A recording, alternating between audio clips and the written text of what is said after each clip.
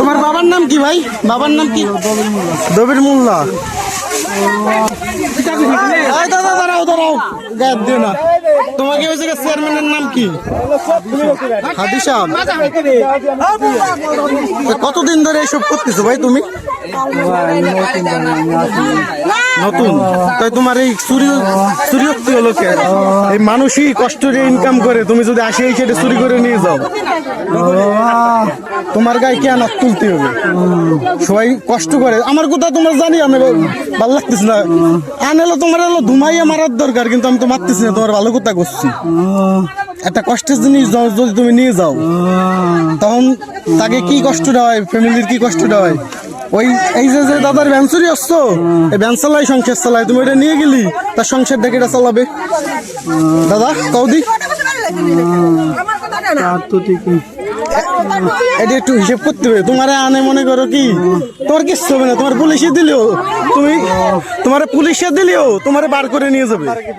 কিন্তু এইগুলো যদি পারো ভাই ছাড়ে দাও, যদি সম্ভব হয়। একদিন তোমার পস্তা দিবে, তোমার একসময় ছেলে মেয়ে হবে না। একটা কথা বলি কি, একটু কথা শোনো। দাদা পরে আমি একটা কথা বলি,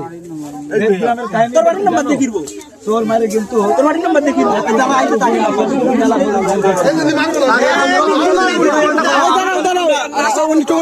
কথা শেষ করো। মারলে কি মারবো কেন? মারো, মারবা না কেন? শুনে নাও, আমার একটা লোক আছে পা ধরে ভাই মারলো।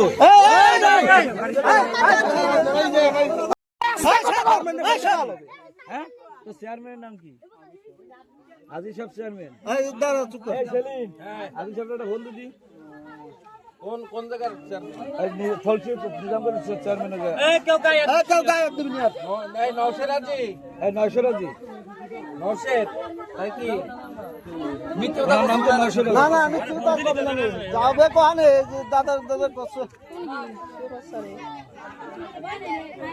কি ব্যাংক চুরি করছিস তুই? হ্যাঁ, আরে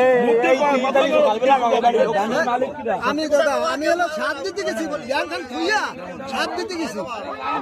হ্যাঁ, আমার ব্যাংক।